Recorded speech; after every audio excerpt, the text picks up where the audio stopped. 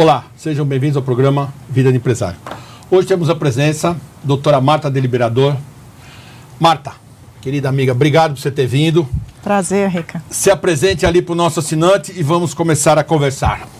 Então, eu sou advogada há 26 anos, trabalho com empresas familiares há 20 e, enfim, cuido de um patrimônio, minha especialização é em tributário, mas como a gente entra na empresa familiar e acaba cuidando um pouco de cada uma das pessoas, você vai entrando no coração da empresa. Então, eu me especializei, apesar da área tributária, em cuidar do patrimônio da empresa de uma maneira geral, né? Nos conhecemos há um tempo, você é uma grande especialista dentro dessa área. Mas a primeira pergunta. Hoje, vamos chamar assim, há algum tempo, se fala muito em holding. Não sei se é moda, se é modismo, se o que é, porque não é minha especialidade. Holding, qual a importância dela? Para pequena, média e grande, se é para todos. Porque hoje, tudo que eu vejo, as pessoas falam assim, vou fazer uma holding. E já vi pessoas que fizeram holding e se deram mal. Então, eu queria que você explicasse bem aonde a holding funciona e como funciona. Essa é a primeira pergunta. Então, existe um mito de que a holding funciona para tudo, né? Como sempre existe isso no direito. E, na verdade, não existe um pacote pronto. Quando você entra numa empresa, você tem que ver qual é a necessidade daquela empresa e qual é a necessidade daquela família. Mas, sim, ela funciona para pequena, para média e para grande. Não importa o tamanho do patrimônio da família. Se eu tiver 3 imóveis ou 300 imóveis... Não, se você tiver 2 imóveis, né? Mas você tem 2 imóveis e 3 filhos. Pronto, você já tem um problema. Então, o que a gente precisa resolver? Quando as pessoas falam em proteção patrimonial, na verdade, você não está querendo ludibriar um imposto, o Estado ou um parente próximo. Você simplesmente quer preservar um patrimônio que foi construído ao longo do tempo. Então, quando a gente constrói uma holding, o objetivo é você proteger esse patrimônio. Como? Na estrutura da empresa, que a holding nada mais é, originalmente, o que é uma holding? É uma empresa que você coloca todo o seu patrimônio. Seja esse patrimônio imobiliário, sejam ações, tudo que você tiver de patrimônio vai dentro dessa empresa.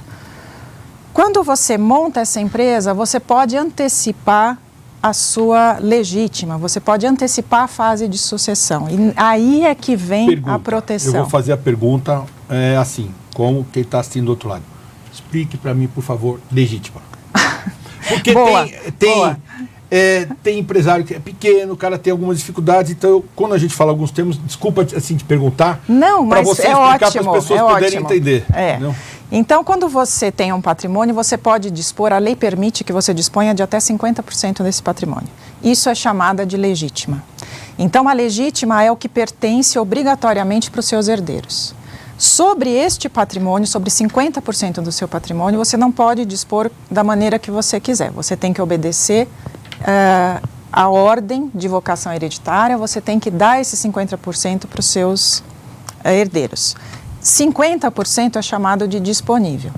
Então, do seu 50% disponível, você pode doar para quem você quiser, inclusive para o próprio filho, para um dos filhos, se você quiser beneficiar mais um em detrimento de outro, contanto que aquele 50% da legítima continue sendo respeitado. Então, não sei se eu me fiz entender. 50% é a legítima e 50% é o disponível.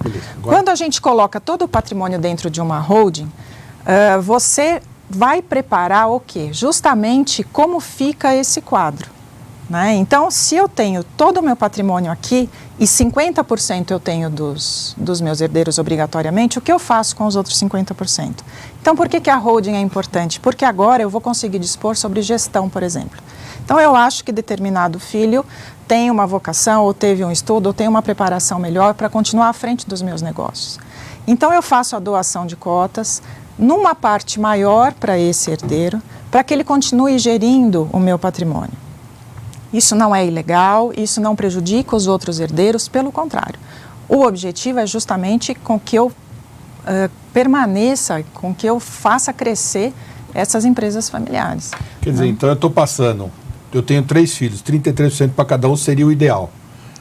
Né? Aí você tem 33% para cada um de 2 imóveis. Como é que você faz isso? Você já imaginou? É isso que eu estou dizendo, que eu tenho que entender para mostrar lá claramente o exercício.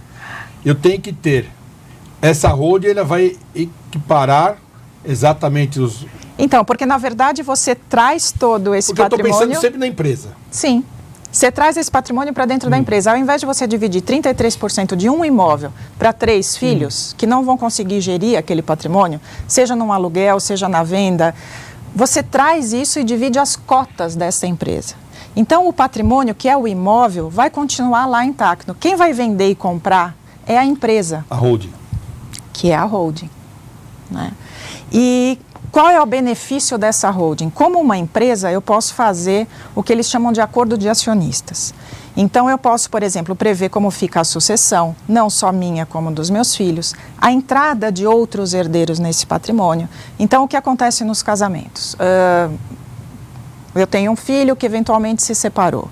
Se essa empresa foi criada durante o casamento desse meu filho, normalmente a esposa acaba tendo direito sobre essa empresa. Sim. Então, e aí como é que fica? Eu estava protegendo todo o meu patrimônio e agora entra um terceiro que entra já em desacordo com um dos herdeiros. Então, eu posso, através de um acordo de acionistas, falar, olha, no caso de falecimento, no caso de divórcio, quem tiver direito sobre as cotas da empresa vai receber um valor X em determinado tempo avaliado dessa maneira, mas não necessariamente vai fazer parte da minha empresa. Então, essa é uma das principais formas de proteção do patrimônio, contra os terceiros.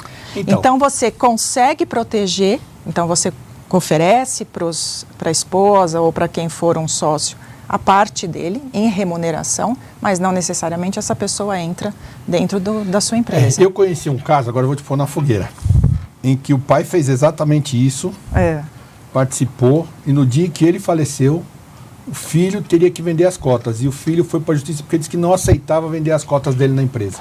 Ah, mas todo mundo, a gente fala que o direito é interessante, é dinâmico, porque o papel aceita tudo. Então, né? Então, uma coisa é você entrar na justiça. Isso pode? Pode. Não. Ninguém é impedido de entrar na justiça. Mas esses procedimentos são feitos observando uma série de detalhes e de burocracias. Então, o acordo de sócios, ele tem que ser assinado por 2 testemunhas, ele tem que ser assinado por todos os presentes. Amanhã eu desisto? Desculpa, foi a sua opção, você estava lá por livre e espontânea vontade, eu tenho testemunhas e eu tenho outros sócios. Mas ele alegou, vou te dizer, que ele foi obrigado a assinar, porque senão ele perderia. Estou dizendo o que aconteceu. Sim. Não sei se foi orientação do advogado, dele, não vou entrar no mérito. Mas ele alegou que ele foi obrigado, senão ele perderia algumas coisas em benefício dele. Então ele foi obrigado a assinar. Pelo que eu sei, ele tentou e não conseguiu. Isso que eu ia falar. Qual foi o deslinde do processo? Pelo que eu sei, foi alguns anos, acho que levou uns 4, 5 anos, tentou, não conseguiu. Então, você vê justamente esse pai, como ele protegeu o patrimônio. Porque esse filho já era um filho que ia dar problema antes e que deu problema depois. Né? Só que nesse caso, ele gastou um patrimônio dele para entrar na justiça com advogado, com custas, com tudo. E acabou não chegando em lugar nenhum. Porque quando você faz esse tipo de instrumento da maneira correta, você efetivamente protege a família e protege o patrimônio. Né? Assim como o testamento. Esse é um outro instrumento muito interessante. Vamos falar testamento, porque depois existem algumas cláusulas restritivas e tal. Porque as pessoas fazem... Aí é a minha pergunta. Eu estou dizendo porque as pessoas me perguntaram, eu estou perguntando a você. Se eu faço holding, necessariamente sou obrigado a fazer testamento? Ou se eu fizer testamento, eu não preciso fazer holding? Não, eles não estão interligados. Uma coisa não tem nada a ver com a outra. Então, explique, por favor. Né? Você vê que o negócio está bravo hoje pro seu lado. Não, mas é que tem muita... Essas dúvidas suas... Porque as dúvidas tem bastante. São que eles me perguntaram é muito exatamente. Interessante isso. Porque as pessoas falam assim, eu vou fazer o testamento, não preciso fazer a holding. Eu não sou especialista na área. Eles me perguntam, falam, olha, eu tenho que perguntar. Então é bom eu perguntar para você aqui, porque eu mostro o vídeo e falo, olha... Tá então, na verdade, no testamento, eu vou dispor do meu patrimônio, só que dentro da minha pessoa física. A minha última vontade, ponto. E dentro da minha pessoa física, eu não tenho uma empresa criada. Né?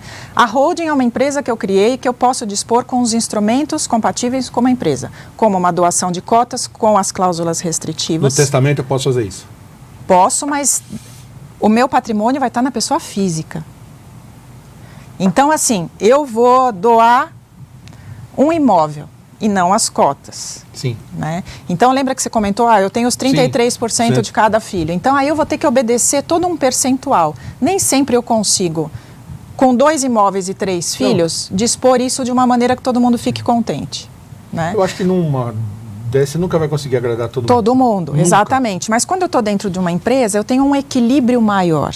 Até porque o rendimento desses imóveis, o fruto desses imóveis, vai ser dividido de maneira igual entre todos. Então, é uma maneira até de você proteger a família. Quando você faz isso dentro de um testamento, eu posso? Posso. Só que eu vou ter que dividir um imóvel entre 3 filhos. E nem sempre, como o exemplo que você me falou, tem sempre Sempre é difícil, mas tem um filho mais encrenqueiro, tem um filho que viaja, tem um filho que tem um casamento que é mais problemático. Às vezes eu acho que o problema maior é o travesseiro. O travesseiro quem é? O cônjuge, porque ele sempre acha influencia. que aquele está prejudicado, está sendo prejudicado, se a coisa não ficar muito bem clara. Mas o testamento ele funciona muito, principalmente quando eu tenho a parte disponível, aquele 50% que eu falei que eu posso doar, que eu posso fazer o que eu quiser, ele é muito interessante. Agora, tanto na holding, através dos instrumentos, quanto no testamento, eu posso ter as cláusulas restritivas. O que significa isso? Então, quando eu faço uma doação do meu patrimônio, eu posso falar, olha, eu vou doar essa xícara para você, mas eu não quero que você venda e eu não vou permitir que haja penhora sobre isso. Então, são cláusulas que são chamadas inalienabilidade, né, que quem recebeu não pode vender, impenhorabilidade, que se você fizer uma dívida muito grande, essa dívida não pode recair sobre esse bem, impenhorabilidade, incomunicabilidade e inalienabilidade. E incomunicabilidade foi a única que eu não expliquei. Então, você recebe esse bem e ele não se comunica com o cônjuge.